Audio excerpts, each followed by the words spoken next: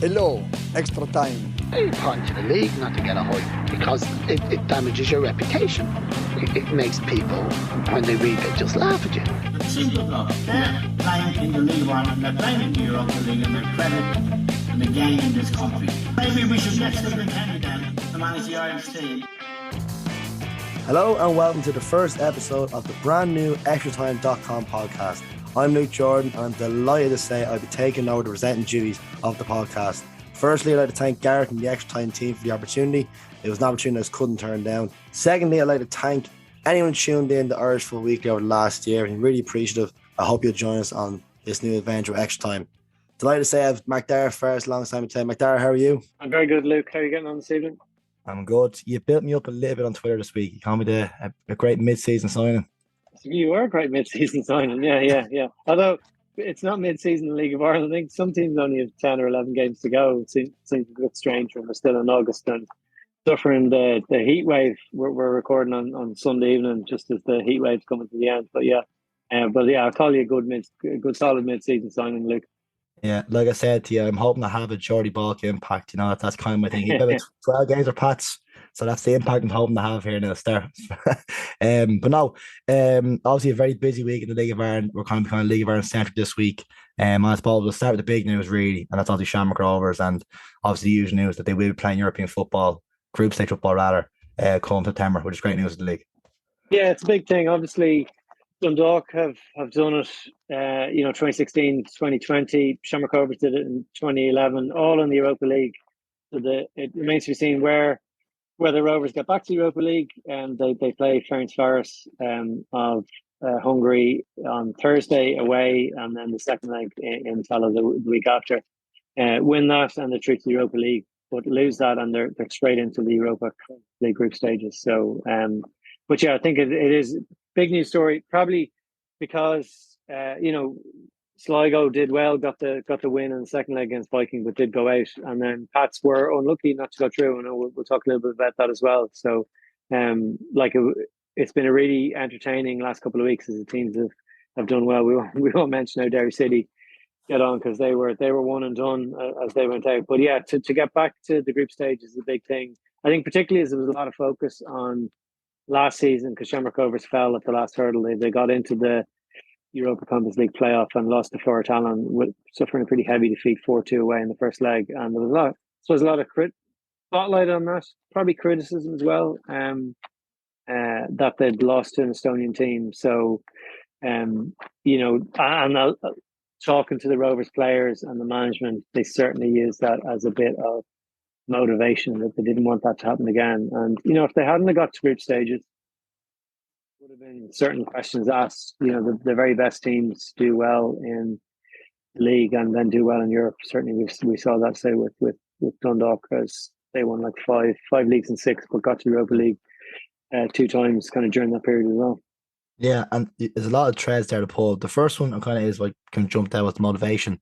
I think that had a huge factor. I think last year, a lot of commentary before the game that their inferior team, they're going to get through the tie. Obviously, the away leg was a complete disaster, especially seeing the fourth very late in the game, and it was very difficult to come back from that.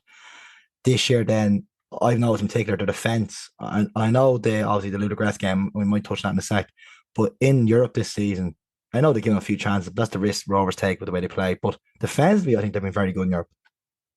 Yeah, they've got the clean sheets against Hibernian, and then they did concede goals in the other games. I think the difference from last year is last year Rovers were unseeded, so they got Slovan Bratislava in the first round of the Champions League and lost. They got a very good game, but they lost 3-2 in aggregate, and that meant they did get a bye in the Conference League qualifiers and went through to the third round automatically, beat an Albanian side, and then got Fleur Talon. I suppose the difference this year is they were seeded actually on the back of Russia invading Ukraine.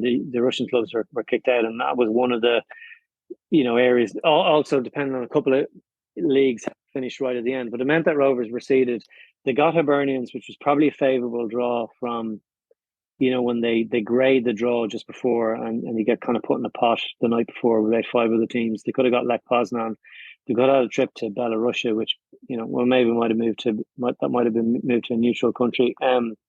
But they got a decent draw with Hibernians, and because they won that game, they won 3-0 home the first leg. They were pretty disciplined in the second leg, kind of a dare game, saw that out. And what that meant was then they kept going in the Champions League, and then when they lost to Ludogorets, they jumped into the Europa League qualifiers, and then they've made the most of that by beating Scoopy last week. And I think that's probably the key, is that it made it a little bit easier to go through that route, because they got the Champions route, and because they won the very first round, which they didn't do last year. And so they definitely made the most of it. Do you think Scoopy were a poor team, or the Shamrock Rovers make them a poor team tonight? Well, over the two legs, rather. Well, what was different about so in against Hibernians, they won 3-0 home the first leg. Against Scoopy, they won 3-1. That Gary O'Neill late goal obviously was very critical. But Stephen Bradley, ahead of the game in North Macedonia, said they were gonna take on the North Macedonian champions, which in Malta they didn't bother doing. They just kind of saw it, the game, it was there, and that was fine. But actually, Rovers went at them. They probably could have been maybe a goal up in the in the first half, and then they got Graham Burke came off the bench. Like, he went with Aaron Green and Rory Gaffney up front. It was kind of a 3-5-2, slightly bit different than they normally would play, which is more of a kind of a 3-4-3. But Graham Burke was on the bench. Like, he's the all-time Rovers top goal scorer in Europe at 7. There's only 3 players, I think, have scored more goals in Europe for League One sides. But he started on the bench. But what that meant was, when he came on in the second half, he set up both goals. He did get injured in Derry on Friday, so remains to be seen what involvement he'll have over the next week or so. But Rory Gaffney scored, and then Idemo Maku scored, which was his 4th goal in 5 games. But Scoopy were definitely a much better side than Hibernians, but weren't anywhere near Ludogorets. But Rovers was a better team, home and away. And I think Dan McDonald was his match report in the Irish Independent. I think you talked about it on off the ball as well. Like, the thing about that game was it was kind of, there was no surprises. There was no bit of luck about it. Rovers deserved to win, and it was just matter of fact. And I think that kind of shows where this Rovers team are.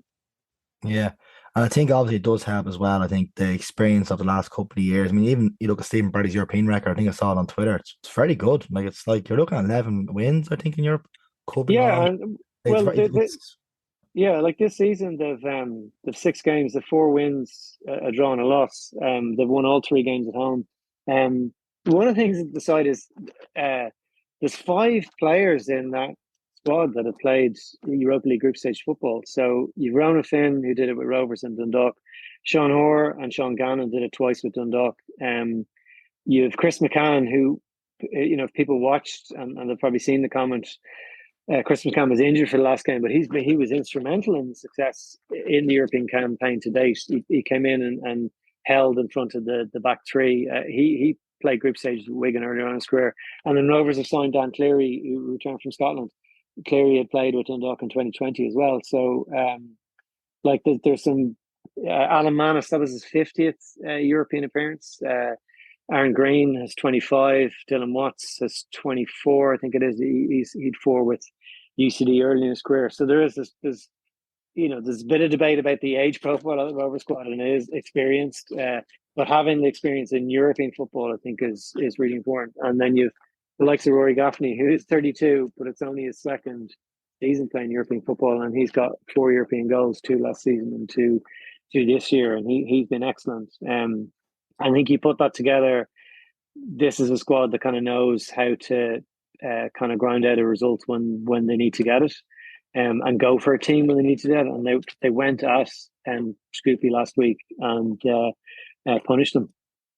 Just to make sure no one thinks I'm pulling this quote out of nowhere, I just have Carl Riley actually at History LOI put the tweet of last week, and it's a very good record. I mean, Stephen Kenny's ahead, but only by 1. 12 wins out of 44 European games. Pat Fenlon, 11 wins out of 35 European games, and there's Stephen Bradley matched on that, 11 wins out of 25. So he's joint 2nd, and he has less than 19 games less than Stephen Kenny. That's a pretty impressive record. Yeah, and the teams have been beaten by in Europe, probably with the exception of Flora Talon, have been the really good sides, the likes of Milan, Hydea, Stockholm. Like his very first European game was the second leg of a tie against Rops Rovaniemi. Pat Fennon had been Yeah, he you've sacked left Rovers after the yeah, first you've leg. Yeah, sacked that halfway through. Yeah, yeah. So probably not a great side. You can get into the merits of actually how good Flora Talon were. 6 or 7 of that side then played for Estonia against the Netherlands a couple of weeks later. But Rovers have a lot of internationals in the team as well, but no one really involved in the squad at the minute. And one of the things, Jack Byrne being the obvious one, but Rovers managed to qualify for the group stages having sold Stanley Mandreo for a paltry sum because that was his breakout clause, having lost Pico Lopez to injury halfway through, having Jack Byrne not available until I think he came. It was a sub for one of the games, and again, not really have had Graham Burke has a kind of limited game time earlier in the time. So you took out the spine of that team, and they still got through to the group stages. But I suppose that's the squad that Stephen Bradley has put together over the last couple of seasons, to try and do that. Like they pulled a squad together that would be able to compete in Europe and in the league, and it'll be very much stretched over the season to come, because unlike in other years when the Europa League would have gone right into December because of the World Cup in Qatar, the last round is the 3rd of November, which is the week before the FAI Cup final. So Rovers are looking at playing 53 games minimum this season, so they'll play 14 in Europe, which I think will be the most of any team ever because they've had to go through 4 rounds. 36 league game campaign. They'll have minimum of 2 FAI Cup games. They've drawn it away. Chatting to a few Rovers fans the weekend, and asking them, what do you think? Would you be happy enough if Rovers went out of the cup? And I'm like, well, yeah, if it meant, because otherwise they're going to be playing every European game will be a Thursday. They're going to be playing 8 Thursday matches and then league games on a Sunday. They have a couple of back matches. There's one free weekend within the international break, and they do have a game in hand, which is one needs to be fixed with UCD. But if they end up getting a cup run, it'll be really, really difficult. okay. But I gotta have to make a counterpoint because there could be people here banging their phone off their head when they're listening to this. Do Shamrock Rovers not have the depth of the squad to deal with that? Consider that they should have, and they they signed Dan Cleary, they signed Simon Power when they teams that have got to the group stages before. The group stages were longer, so you had you had a game kind of mid-November when the season was over. You had a game in the end of December and then into the first week of December. So those 3 games are now right in. If you look at previous years, Dundalk signed Alan Keane. He kind of came out of retirement to help them in 2016 when they qualified for Europe. That was 2016. It was in. Rovers signed Rowan Ricketts and Jim Patterson for their European campaign, but Rovers can only sign out of contract players. So it remains to be seen. They do have there's a player from Brentford B who's been training with them over the last few weeks. Can't remember what his name is, but something like Hertley something or there's some absolutely wonderful name. So we're hoping that he signs just so that we can use wonderful headlines with his name. So but yeah, the squad was put together to compete at these, and there's a few of the younger players who've kind of come through. You would have seen Ida Mamaka last season, but Justin Ferris-I has come through and played a few league games and been involved in Europe, and there's a couple of the other kind of 16, 17-year-olds played in the FAI Cup, and I suspect that's probably the team against Drogheda.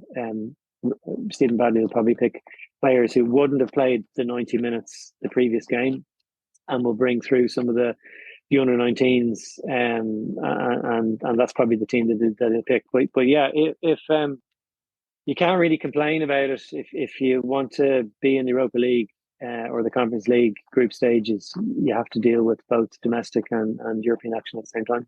Yeah, and that's it really. If you want to be a successful team, you're gonna have more games. There's no point complaining about it. That's kind of the and Dundalk in 2016 managed that. Like they retained their league title, and they got to they not only got to group stages, but 2011 Rovers won nothing. They were pointless.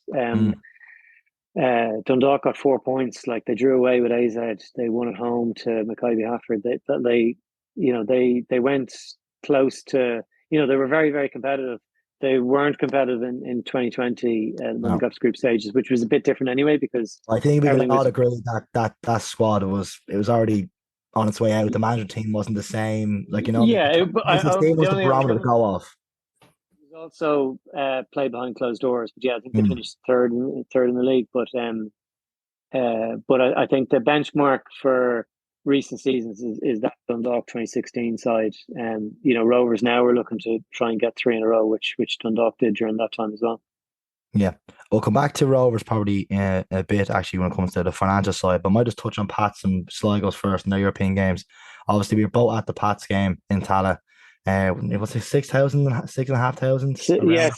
6,600. It was a really good occasion. Yeah. I was in the press box for this one, and it was a cracking game to be at. There was probably, I don't know, you might have had a better view, though only you were staring into the sun from the East Stand, but CSKA had maybe 150 fans. So there was a bit of an atmosphere there. They were noisy. Fans, yeah, they were noisy. Yeah, and the Pats fans in the East Stand were really loud as well. Like Michael D. Higgins was there, which was great to see. And it was a real, it was a sense of occasion, and Pats, gave them a really good game, and you could see what it meant to CSK. The celebrations at the end, there was a bit of bother at the end. One of their players was kind of celebrating in front of the Pats supporters, and Adam O'Reilly wasn't very happy with it. There was, no one likes to see that. Oh, it was very entertaining to see that as well. But even after the incident, you could see what it meant to the players and the fans to win that game. And that was only to get through to the Europa Conference League playoffs. And I was going to say that, yeah. If anyone was at the game, you would think they'd qualify for the Champions League. And I'm not saying that anyway against them, but the celebrations, you think they qualify for the Champions League. They were huge, and I was like second guessing myself. So I was like, what round are we in? But I think that shows, talked about the benefit of Rovers being seeded and also the Champions route, and just how difficult it is for teams to get through who entered. So Sligo entered in the first round. Entered in the first round. And played the 3 rounds. Went out. Pats got the benefit of having been, they got the bye as cup holders, so they got through to the 3rd round. But trying to get through to qualify for the Conference League, having come through the first or second round, is just so difficult. But last year and this year, the League of Ireland sides, we've had 2 League of Ireland sides get to the 3rd round. Obviously, Bows had a really good run last year, very memorable run with the matches in the Aviva Stadium. But it was close without getting to the playoff. But Pats left it all out there on the pitch, and the handball was just ridiculous. When for that second goal, the game was going towards extra time, and then the referee blew the whistle. What was it, maybe 10 minutes to go, and I just assumed it was free out because I'd seen from the press box that a CSK player had handled the ball first. I couldn't believe it. So it was in the press conference afterwards, and Tim Clancy kind of talked about it, just how maybe that the big teams kind of get the benefit. He said the ref was really quick to put the whistle in his mouth and give the bigger club the big decision, and he went to try and speak to the referee afterwards, and he wasn't allowed. And that was the thing. It wasn't a hard looks. It wasn't I suppose it was a hard luck story, but Pats gave CSKA a massive fright, and if that game had gone to extra time and Pats had won it in extra time or won on penalties, you wouldn't have faulted them. I would have seen the first 20 minutes of the first leg, and there were times looking at the highlights, they were kind of backs to the wall away from home, but they gave a side a really good go who qualified in and out of group stages. So it was disappointing that they didn't go through, but they did get a nice amount of money that that they got. If you look at Pats, I think it was 750,000 they got. Sligo Rovers got 100,000 more because they'd played a previous round, which is a nice amount of money to get on top, because the league prize money is only a fraction of that. Yeah, I won't comment on the off the field matters just yet of the game, but on the field, I understand the frustration. You can see it on social media, obviously, even the stand behind me. I won't repeat what was being said by the ref, but I think it is important to mention as well, and maybe you'll agree with me here, maybe you won't. Pats should have and could have won the game if they took their chances. Like Adam O'Reilly misses a great chance in the first half. You have Anto Breslin to this day. I don't know how he missed that chance in the cross in the second half. Yeah, the new guy Serge Agatai through on goal, Yeah, saved, follow up, puts it wide. And I think that's less than 2 minutes later, there's a penalty against them. I think it's around yeah. the same time. So like it's a hard, it's not a hard look story because when you have your chance, you don't take them. And it's the same problem. We have had all season. In case anyone doesn't know, I'm a Pats fan. I will be biased throughout the year. I do not apologize for that. But but I just think that, you know, it's even watching the game tonight, we'll come back down in a sec, all season, it's the same problems. Not the getting to the final third breaks down. There's a complete lack of a spark there, and I think it's shown massively on the game on midweek on Thursday night. That's my own personal opinion. I just think they had a No, chance. I actually, to be fair, I think that's well said because it wasn't just the penalty. You're dead right. They had the chances. Like Adam O'Reilly was excellent throughout the game, Mm. and yeah, there was the double chance late on. I was like, how did that not go in? And That's for the goal. yeah, That's the surge yeah, I could tell you, and then goes back. I think it came back to Breslin, but I'm not 100% sure. And he put it wide. yeah. He just took it too slightly too wide and didn't get any power behind it. But no, you're right. They had the chances to win the game without talking about really, really bad refereeing decision. It's just look. My park my annoyance of Pats for the time being, and I'll just move on. But it feels like I think what annoys me most is it's kind of the typical League of Ireland story where they play really well, the opportunities there in front of them, and they didn't take it, which kind of just frustrates me, you know. Yeah, But when it's there, you gotta grasp it. And like Pat should be playing Basel this week. Like realistically, and you can see with the relief of Sophie at the end of the game, yeah, they as we've already mentioned, they knew they got out of jail there. Like yeah, they knew themselves. And like, I didn't read obviously the Bulgarian papers, but I can imagine they got hammered last week for yeah, losing the Pats 1-0. So, but yeah. look, yeah, frustrating night. Obviously, Sligo got a bit of credibility in the bank. Won the game 1-0. Could have made it 2, obviously missing the penalty with Aidan Keena. But that tie was unfortunately dead and buried. When you lose 5-1 away from home, it's very difficult to come back from that. Yeah. But what they did was they got a win, which helped the coefficient. So I've been Yes. busy looking at this. So the League of Ireland side started in 40th position. They've moved up 4 positions to 36. And I won't get into the absolute metrics, but should Rovers pick up any kind of results over the next 8 games that they have,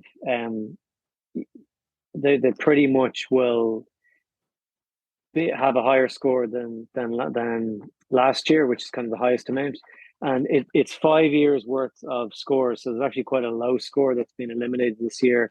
There's quite a low score that's been eliminated next year as well. So there's no team below Rovers in the rankings there's no leagues below Rovers in the rankings that have more than one side still in the competition. And you have to go up to, I think, Poland, maybe in 29th, are the only league that is still 2 teams to go. So, like, what does that really mean? The actual club coefficient is probably more important. So then you can kind of get seeded. And that's just purely based on what round you get eliminated in. But the overall league coefficient, if the league could break into the top 30, the top 29, I think that the teams in the Europa Conference League, they actually come in at the second round rather than the first round. And there's a little bit of talk that there might something happen to the cup holders, that they might get some advantage as well, but it's not set in stone. Like, to get any higher would be very, very difficult because you're looking at leagues that are multiple worth of euro. But what it does is it signposts where the league is going. And if you look over the last 5 seasons, the coefficient has got higher and higher and higher.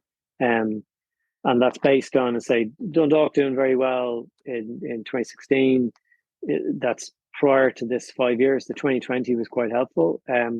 But as I mentioned, we 2 sides last year went right to the third round qualifiers. Rovers got to the playoffs. So I think it's a signpost of where the league is going. And say if we could get get higher, then the benefit. There's also a couple of countries that are going to lose massive scores. So Belarus had a massive score that they're going to lose from last year. It's like 3 times what Ireland got this year. Similar with Kazakhstan as well. So we have the potential to go higher. Whether we can really break into the top 30, I don't know. But again, just signposting where the league's going. Yeah, and I think that's an important point because I won't mention any ex-players, but there's if I've heard before that you hear this thing that the league was better in the early noughties and all this, and I actually fundamentally disagree with that because if you look at the European results, for example, since 2011 when Shamrock Rovers first qualified, they are far superior to what they were in the early noughties and mid noughties about certain teams. I think like some results are celebrated and they're kind of glossed over of other results from failings. Like for example, that Shells team lost their Hibernians nearly 20 years ago. Yeah, Like, so this kind of stuff gets forgotten in the narrative that the early noughties and mid noughties were better. It's a better league because of all this, and I don't think that's true at all. Maybe you're better to comment there, but that's my own personal opinion. Yeah, well, it was like I think that Shells team was the first side when they beat. I think it was the first side to win an away game. I think it was something stupid like 18 years. Maybe I was wrong, but there's been loads of like home and away wins, and teams getting very good results, and it definitely moving in the right direction. Yeah, well, that's my own personal opinion. But I suppose before we go into the domestic action of the week, I suppose like this is one of the questions I have in my head. And I was kind of pondering this because if you look through European football at the moment in particular, it's kind of a little bit in crisis. If you look through most of the European leagues, it's all one team winning it every year. And we've had a taste of that slightly, but obviously with Dundalk, but obviously because of the mismanagement there, they kind of fallen back a little bit. Is there a fear now? And obviously it's only your personal opinion, but that we could fall into the case of Shamrock Rovers now getting the money, and we'll top that in a sec. Like it's around 3.3 million, I think. And is there a case that we might start seeing a Shamrock Rovers domination like other European leagues? Like, for example, I know Belarus, you mentioned there, how many times did Bate Barca win the league? How many times did these kind of nations that are similar size to us, how the team just dominates? That'd be kind of my fear. I don't know what you think. Well, one of the things is, and I mentioned earlier on, is the age profile of that Shamrock Rovers team. So, they're average age of maybe 30, which is, I think, 4 years. The Dundalk team in 2016 had an average age of about 26, and had more players kind of going, whereas Rovers have I think they've 7 players in their squad who are 30, including when you've Alan Manis who's 40. So that's so it's an average age of 29 versus 26. So one of the things that Rovers need to do is that team will need to be renewed over the next kind of 2 seasons. So, Alan Manis, is he going to go another season? You've Rory Gaffney, who's 32. You've the likes of Ronan Finn, Aaron Green, Sean Gannon, Chris McCann, I think he's 35. So, I'm not retiring all these players at the end of the season, but if 2 of those players, 3 of those players are still in and around the Rover squad in 2 years' time,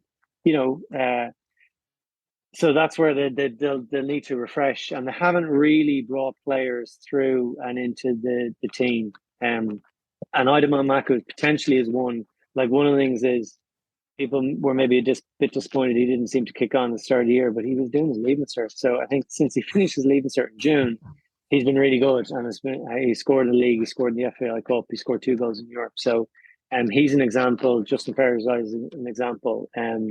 So that's maybe if I was a fan of another team wondering about Rovers, and I remember Rovers fans singing about winning 3, 4, and 5 in a row in 2011, and it didn't happen for a myriad of reasons. But if Rovers are to, win the league in multiple occasions, they need to renew the team. And then the other thing is, Stephen Bradley came pretty close to leaving the club this season, and one of the reasons why I felt he wouldn't leave, although I wasn't very confident when it seemed like he was very much going to go, was that he had unfinished business in Europe. Yeah. So, he's now got Rovers to the group stages. He's won 2 league titles, potentially 3. He's won the FAI Cup after a 32-year wait. What else can he do at Rovers? Obviously, in very difficult personal circumstances at the minute with his son ill. So you do, as I say, if what more can he do at Shamrock Rovers? There may be reasons that he doesn't want to go elsewhere, but the change of manager would be crucial. That's what happened in 2011 when Michael O'Neill left, and so I wouldn't be rushing down to the bookmakers to put money on Rovers winning 5-6 in a row. And Derry and Dundalk are biting quite closely at Shamrock Rovers heels as well. No, I think it's a fair point. I think that's probably the most important variable is what's the manager going to do. I think, as we mentioned already, like we mentioned his European record, what he's won the league the last couple of years, and I think, as many people might not want to say it, but he is probably the best manager in the league at the moment. Like, he's a very, very good coach, and you can tell by the way they play, the certain system. But I suppose the thought process of mine is that is the money now. They have the stadium set, they have the obviously training ground, they have a great academy. Well, that's the big thing is Rovers invested money 4 and 5 years ago in Roadstone. So they pay a 6-figure rent for Tallaght Stadium, but they get the benefit of a cancelled stadium. But Rovers invested huge money in the academy, and they haven't quite reaped the rewards yet because it's a long-term project. But if you look at the full-size Astro they have up there, they have Astro in the indoor area, they have a gym area. So, and they're investing money within education. Like, that 7 players were doing transition year training been able to train in the first team and do the transition year with Ashfield College from Roadstone. Next year, there'll be 5 of the women's under-17 team part of that transition year. So, a few years ago, Rovers weren't competing at the top of the league, and Rovers fans were going, we need to invest money in here. And Rovers weren't successful because they invested money elsewhere in a long-term project that they hope will come to fruition. Get in touch. You can email us at extratimelive@gmail.com or tag us on Instagram using the hashtag League of Ireland, or tweet us at Extra Time News. Let's do it. Yeah, I think we'll park the European football for the time being and move on to now what's happening in the League of Ireland Premier Division this weekend. Obviously, the results here run through them really quick. Bows 0, Dundalk 1, UCD 2, Finn Harps 1. We're going to come back to that game in a second. That's probably the biggest game of the weekend, probably. Drogheda 3, Shells 1, Derry 0, Rovers 0, as you mentioned. Pats played this evening as we record on Sunday, beating Sligo Rovers 1-0 up in Inchicore. I suppose we'll chat about UCD and Finn Harps now. It's a big win for UCD. Before we have a chat, we're going to have a listen to what Ollie Horgan and Andy Meyler said after the game, thanks to my predecessor, Oisin Langan on Highland Radio. So have a listen and we'll talk about it in a sec. Andy Meyler, UCD manager, how big a win is that? How important a win is that? Yeah, it's an important win because it's a win. Still a long way to go in the season. We're only a point above Finn Harps and there's 30 points or so still to play for. So it's a win. It's positive for us. First win at home this season. So it's no bigger than that, really. Don't make too much of it. They scored, you equalised 3 minutes later. Then 7 minutes into the second half, Dara gets sent off. Yeah. But about 6 minutes or so after that, you can correct me if I'm wrong, Evan Caffrey gets a stunning strike. Yeah, we've been saying to Ev about shooting a bit more, and that's the reason why we should probably shoot a bit more. So, really pleasing. Our reaction in the second half, our top performance is very good. Our reaction to sending off is very good. And we stayed on the front foot as much as we could. So, great to get the goal, got us in front, and we defended it really well after that.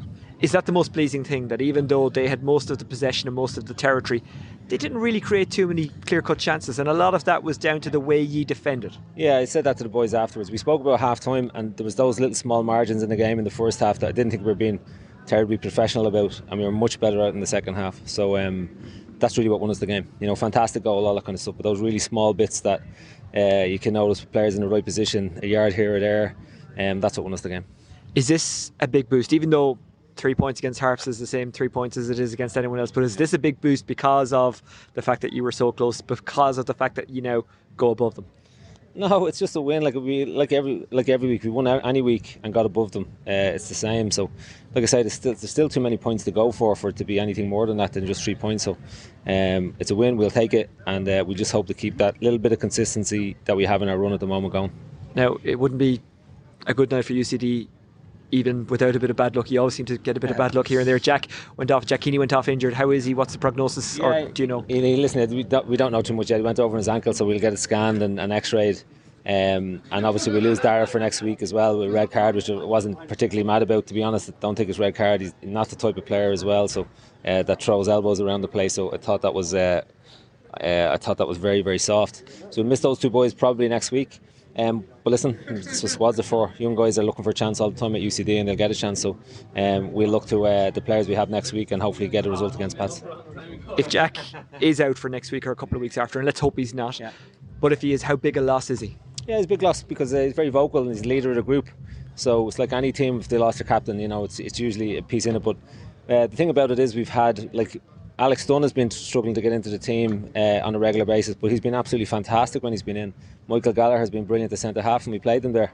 So those guys will step up, and we've absolutely no qualms about putting them in there. So, listen, man down. Somebody else has to step up. That's all that it is. And looking at it from the Donegal point of view, I was doing commentary for Highland tonight, but there was 3 impressive performers who are from Donegal, but on the UCD side, we've talked about Jack already.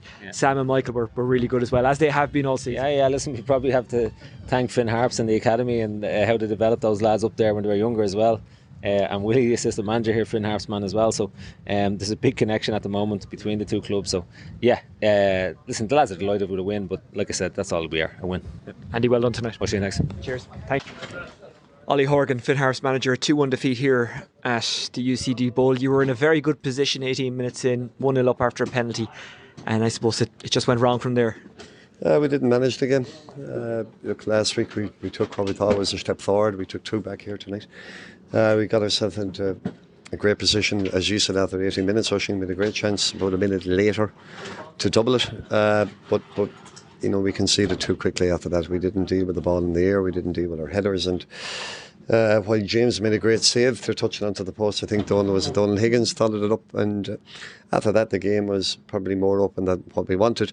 And yet again, when look at the only consolation, and it's not much consolation, it was a brilliant goal that won it. It doesn't matter if it was 12 against 11 with the way Evan Cathry hit that, you aren't going to stop it. But very, very disappointing to put ourselves into a very good position, as you say, not to manage it, and with whatever experience we had, we probably threw that. Obviously, we threw the lead away, and we're looking up the table now instead of down, to put it that way. If anything, did the sending off for them nearly work against you, because they dropped back and then you couldn't find space? Yeah, look, we had to go along, and they, to be fair to them, they defended crosses very well. It probably did in hindsight. It's happened a number of times. It happened in Drogheda as well, when they had the players sent off and they played in the counter. And Thomas Lanigan and Dylan Duffy actually probably had the better chances with the 10 men on the counter attack, which suited them. We stayed at it and stuck at it, and Big Rob had a great chance to equalise in the last seconds of injury time, but it wasn't good enough, and there's no point, no hiding place for me or for them. Just very disappointed after last week, where we felt we took a step forward. We've taken 2 back there, and there's no point in pretending anything different. It's a blow, but how big a blow is it? Well, we've had a lot of the blows, an awful lot of blows, and had a lot of blows over the years. It just doesn't get any easier. It hurts. There's nobody in there smiling or laughing, let me tell you, and I think it hurts them, to their credit. I'll give them that. But we had enough experience in there to see out the game, be it 1-0 up or at the worst a draw. But we had the guts of 25, 26 minutes to try and break them down, and we didn't. And while they defended very deep, their keeper did well, Big Sam and Michael Gallagher, and they defended crosses very well. They won their headers, and they dealt with our set pieces to their credit, and they were a threat themselves at the attacking end of set pieces when it was 11 against 11. Look, as I said, the only consolation was a brilliant goal that won it, but that's not much consolation does. Injury wise, did you pick up anything tonight, or are there lads going back, or what's we have we had to make a number of substitutions there with lads that pulled up with different injuries. Probably you could see it, Oisin, from the stand. We made 4 substitutions. 2 of them would have been not by choice. The other 2 would have been to try and freshen it up. But with 2 lads in there injured, that we need everyone for the last remaining 9 or 10 games to see where we get. But it's not a great place to be. But We've been here before and dug ourselves out of it, but it'll take a huge effort to do the same again. It's Sligo Rovers next Friday. I suppose I'd say that's a derby rather than the derby. But is that the kind of game you want, a big game like that to lift everyone? Well, yeah, but it'd be nice to have got something out of here tonight and carry it into next weekend. I mean, they were outstanding last night in Europe. They've had a brilliant run. They've beaten us 3 times, beaten us comfortably all the 3 times, and we felt tonight away from home in UCD might have been a better chance to get a point as opposed to Sligo. But credit to UCD, there's nobody complaining about referees' decisions or anything that here tonight are bad luck. They managed it better than we did, regardless of what experience that we had in there. Hard luck tonight, Ollie. Thanks. Cheers. Yeah, so that was the voices there of Ollie Horgan and Andy Meyler, and from listening to Ollie Macdara, you can tell, well, he's like the every interview name, but he sounded very down after that game, I thought. Yeah, they are under pressure. They're always under pressure, but I think they're particularly under pressure this season. And I know Andy Meyler said, it was another 3 points, whether it was against another team or not. But no, it was more than that, because that was a classic 6-pointer. And the fact that they, I think it was UC's first home win, I think, of the season. Did I get that right? And the fact that it was against Finn Harps and put a marker down, I think it's the middle of the season can be difficult for UCD. They've got exams going on. They've obviously lost players. The likes of Colin Whelan, and it comes to this part of the season. I think they'll probably be stronger towards the second half of the season. Potentially, they might have some players that can come in within the scholarship system. So yeah, it was a really, really big win for UCD on Friday night. Yeah, just on Ollie and Finn Harps before we talk about UCD, he is under pressure. I know you've all heard the leaked audio that came from the Derry City game a few weeks ago. We won't mention the expletives mentioned, but on a more serious note, he wouldn't be under pressure as in his job. What do you think? Like, surely, no, I to come back up to go down. Yeah, like he's managed them before and been relegated, and he's managed them before to bring them back up. Like, they've had quite a large squad this season. Like, because they're part-time and a lot of the players work, and some of them travel up from, some of them travel up from Dublin, although their captain, Dave Webster, is injured. There's real pressure when games get moved around. We've talked about different fixtures. Shelburne obviously had the match against Pats postponed. They've only had it was the 2 home games in a couple of months. And when matches get moved, it's probably more difficult for teams that have part-time players. Every away game is a bit of a trek, bar probably the Derry City game. I know they've got Sligo Rovers coming up. So no, I don't think he's under pressure in terms of his own job, but they're certainly under pressure in terms of trying to stay in the Premier Division for next season. Yeah, and it looks, when you look at the table, really, obviously with Trotter's win against Shells, yeah, it is a 2-horse race in between who's getting the playoff and who's going automatically down. Yeah, and the first division there'll be competitive teams probably will come out of that. They have to have their own promotion playoff situation before a team comes through to play the second last team in the Premier Division. But it won't be an easy game for whoever finishes that. So it's like the first aim is to avoid finishing last on automatic relegation, and then the second aim is to carry some momentum into the playoff, because I think they're both teams are too far off the teams above them. So basically, whoever doesn't get relegated will be in that relegation promotion playoff. Yeah, and I suppose it would be wrong not to mention Evan Caffrey's absolute screamer to win the game as well, which is worth noting. Absolutely brilliant, yeah. Brilliant. Just on UCD then, we kind of already touched on there. It's always a tough job. I mean, UCD are kind of going their typical first division, strong team, go up, gets absolutely cherry picked through the scholarships end and come back down, come back again. So it's kind of at the end of their life cycle again. They've lost Kerrigan. They've lost, obviously, Collie Whelan due to injury, but I think you mentioned before on my old podcast, it looks like he was maybe going to Shamrock Rovers, wasn't for the injury, maybe. If they do stay up this season, it'd be so much achievement for Andy Meyler and his backroom staff. Yeah, it would, because there wasn't really much expectation on them this season. There was a fairly wacky playoff against Waterford, last year that they came through and deserved to come through. But there was obviously chaos at Waterford club at the time, and it took a long time for UCD to pick up some points. They took a couple of heavy enough defeats, but they're certainly they're thereabouts, and we've said it. Everyone said it before. Players come through that UCD team and have very good League of Ireland careers elsewhere, and they get a great opportunity in relation to picking up an education and playing men's football in the top division. So while they mightn't get very big crowds, I think they certainly benefit the league.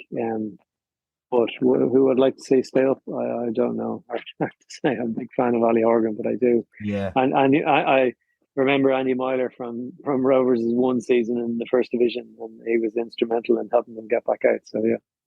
Yeah, well, I'm obviously from a non-biased point of view.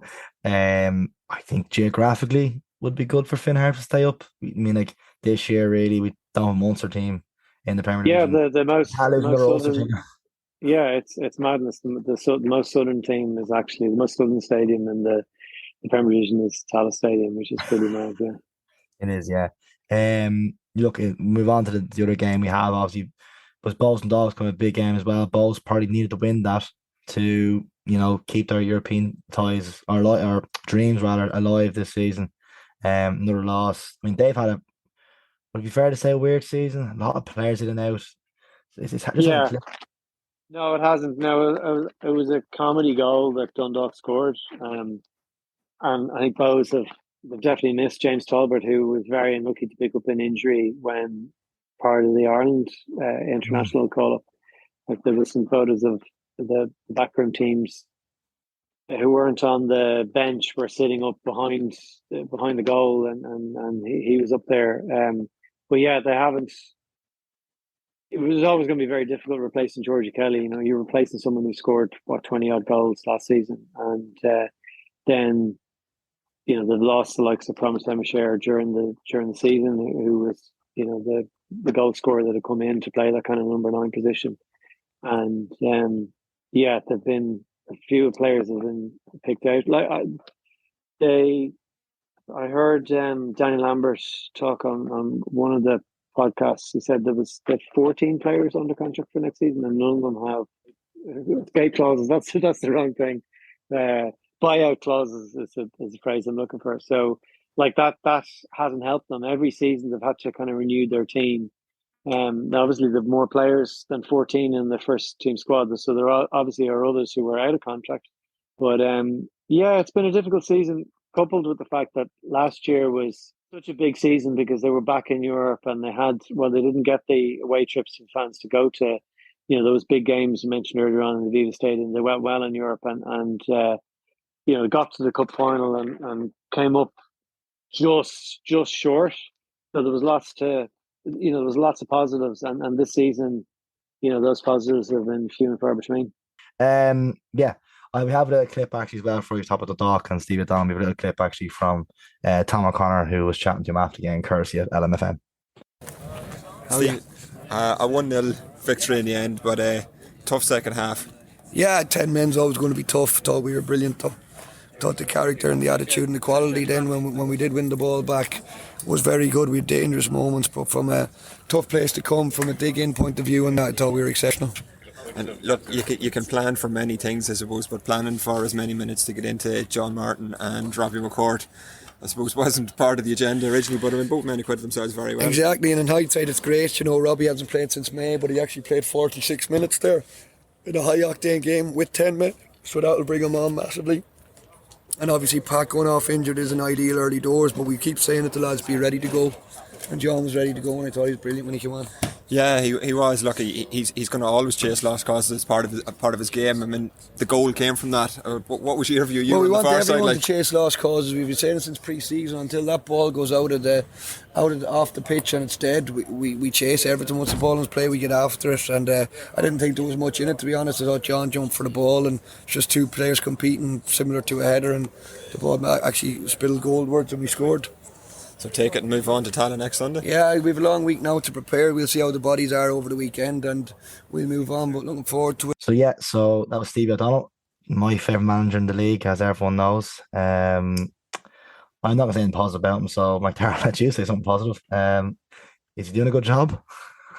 Well, if they come to Tallaght Stadium next Sunday, and if they win the game, they move to within a point of the league leader Shamrock Rovers. Haven't played an extra game. Now the reverse is if they lose, they'll be 7 points behind a Rovers side who have again in hand against UCD. So, but no, I think he's done a good job. I watched the Dundalk Derry game the previous week, and Pat Hooban came up with a bullet header to equalise late on. Now Hooban went off injured against in Dennyman Park last week, so I don't know how long he'll be out for. But I think O'Donnell has signed some good players. The likes of Stephen Bradley looks particularly good. He was very impressive against Derry, and they're definitely they're competing at the right end of the table. They want to get certainly back into Europe anyway. Yeah, and obviously bringing in Alfie Lewis as well, a player who I was very disappointed that he went up the M1 to Dundalk. He was very past last year. That was done a shrewd signing. Yeah. Now, on the other hand, they've lost Connolly, who Derry managed to pick up. So, kind of these loan deals are there's a lot of kind of loan deals out there, and sometimes you want to hold on to a player and it doesn't happen. But I think the financial backing of the Derry owner meant I think Connolly wanted to go there. I think his age profile is probably a bit older. Yeah, I think with Lewis actually that was an undisclosed fee. I think he actually signed permanently with with Dundalk, so that was a good signing. But yeah, look, obviously taking my Steve O'Donnell hat off, and not fairness, he's done a good job. Like it'd be interesting that was going to point I was going to mention it wrong, but I thought I'd say it for now. Obviously, with Rovers qualifying for a European group stage, regardless if it's Europa League or Europa Conference League, if they are in the FAI Cup, they're challenging all three fronts then. And we mentioned even before air that because of the condensed fixture catalogue with UEFA and obviously the World Cup coming up, that it's going to be a condensed period. I think all the European games said to me earlier on finished by the 3rd of November. Is that correct? Yeah. So from the first week of September through to the 3rd of November. And what that means is Rovers play the Thursday, the 3rd of November. All the league fixtures are set for Friday, the 4th of November, which is the last league fixture. So I'm presuming then everything actually will end up getting moved. But all the Premier Division games will end up getting moved to the Sunday. Because typically they always kick off at the same time. But that's what I was going. That's the question I'm going to ask you now. Is that you mentioned Dundalk in the title race? Dundalk hypothetically say win next week. Rovers have fixture congestion. Can they play themselves into the title race? And obviously, the start of the season was all the talk about Derry, but it's actually the other team from down the road, Dundalk, that maybe the ones that challenge Rovers in the end. Yeah, it might be. And Derry City probably should have beaten Shamrock Rovers on Friday night. I was at that game. Will Patching didn't take a great penalty. Alan Manus saved it. And they hit the butt of the post. Manus pulled off a really good save from Michael Duffy, who came on. And Rovers did create an awful lot. I think they were very happy to get the scoreless draw, but that leaves Derry, I think, 8 points behind Rovers. I think they played the same number of games, so they're a little bit off. And Rovers still have to play Derry at home, whereas I think this Dundalk game in Tallaght, I think that's the 4th game, so they don't have to play each other. Dundalk don't get a chance to take more points off Rovers, but there'll be twists and turns in this league race to come. I think if Derry got a win over Shamrock Rovers the other night, that would have been, I suppose, just would have really halted the momentum. Whereas the scoreless draw just was enough for Rovers. I think if the Rovers fans probably would be happy enough with another draw if from Dundalk when they come to Tallaght Stadium on Sunday, they're probably happy enough with that just to keep things level. Say 4 points. We'll keep them 4 points ahead with a game in hand, with whatever, it would be 9 games to go, I think, after that. If you were a Derry City fan, just speaking of them, would you think this is a good season, or this is kind of a season that they've let themselves down a slight bit? Obviously, the European game, we haven't discussed it, obviously, not getting knocked down in the first round against Riga. Yeah, Riga, I think Riga are a decent side, so and that's the thing. You don't have any fallback. You get one go and you lose a tie and you're gone. So they didn't get a great draw. But what that meant was the disappointing thing for Derry City fans is that when Sligo Rovers, St Patrick's Athletic and Shamrock Rovers are playing in Europe in those next rounds, Derry drop points. They continue to drop points. They had a really weird spell in the middle of the season where they dropped a huge number of points. So, but it's Higgins' first full season in charge. I think he's definitely brought in some players, but some of their best players have been injured for most of the season, and that really, if you take the likes of Michael Duffy out of the team, Patrick McElhenney for a lot of the time, like patching has been absolutely brilliant. I've been lucky he's been available to them the whole time, because I think if you take him out, but I'd see it more as a kind of a stepping stone, and I'm a firm believer you need to lose one before you can win one. So I think this is really the first season of this Derry City side, and I think if they can do well and really challenge for the league title, and if they come up short, that's fine. I think they'll be a real contender next season. Yeah, I suppose just a quick word before we wrap up on Drogheda. On 30-point mark already, 9 games to go, 14 points clear of UCD, 15 points clear of Finn Harps. Obviously, they have the game, obviously the 2 teams below them have a game in hand, but I would think it's a safe bet to say, unless an absolute collapse, Drogheda are staying up again. That's a good job by Kevin Doherty coming in to shoes Tim Clancy. Yeah, I think Doherty has done an excellent job, and they're a good side to they're a good side to watch. The likes of I watched the Drogheda Bohemians game. What was it, maybe about a month ago, and highly entertaining game. Both sides going at one another. Drogheda have got some good results against Shamrock Rovers this season. They beat them in the league in Headingley Game Park, and then drew with them in the league back in Tala a couple of weeks after that. But what happens is they're hot and cold. They'll kind of get those good results, but I think definitely Ryan Brennan enjoyed scoring the third goal against Shells the other night. Yeah, there was a joy maybe made of his body type. I think I don't know. Yeah, he seemed to gesture to his stomach as he ran by the away dugout, having got the goal, because of course he was with Shelburne. Did very well for Shelburne last season, but was deemed surplus to requirements by Damien Duff. Yeah. Actually, last word before we finish up on Shells and Damien Duff. So far, so good for Shells in terms of looks like they're staying up. Duff has done a decent job, I think, despite the moaning over Pat's getting stuck in. Yeah, I think he has. Like, the Shelburne fans would still have ambitions maybe of getting Europe. I think that was a damaging defeat on Friday night up in Headingley Game Park. But I think people said about Duff, people wondered would he even see out the season, because he's a bit volatile and he is a bit miserable as well. So, but he's still there, and yeah, they have enough of a gap. We talked about where UCD and Finn Harps are, and a successful season for Shelburne was to solidify their position in the Premier Division, and certainly Duff has done that so far. Yeah, I think I said it before myself, that the key is to stop the yo-yo for Shells going up and down, and if they can consistently for 2 or 3 seasons, that's a positive for them. That's a long-term Aussie project there. Before we look ahead to the domestic fixtures next week, obviously quick word on Rovers' big game, playoff game. I'll let you pronounce the Hungarian things. I'll butcher the pronunciation. Well, maybe, I don't know. Ferencváros are the Hungarian side. So yeah, Rovers are playing.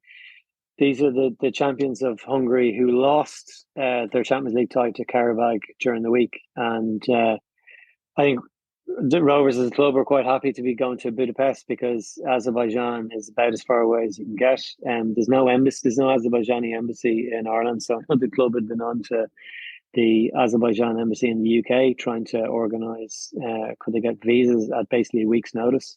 I think they're thankful that there's maybe only 3 members of the Rovers party don't have an Irish passport, so that maybe might make things a bit easier for the club to organise. But trying to get a charter flight that will take you basically all the way across to the Black Sea, Caspian Sea. I should look at my map anyway. So they don't have that. So they've got this trip to Budapest, away leg first. So that's maybe not so good. That's what they had against Ludogorets and were well beaten. But I'd put this Ferencváros side not as good as Ludogorets, better than Scoopy, but Rovers are better than Scoopy. So it's they did get to the group stages last year, but they finished bottom and they were in the group with Celtic, so people might have seen some of the games, as opposed to Ludogorets, who were like group stages in the Europa League 4 years out of 6, and we're in the Champions League. So they're definitely a good side. They'll be favourites against Shamrock Rovers, but you keep hearing this phrase that it's a free hit, that Rovers have the Conference League in their back pocket. But I think there's more than just professional pride. They'll want to get back into the Europa League, where they were in 2011. There's more prize money. Winning a game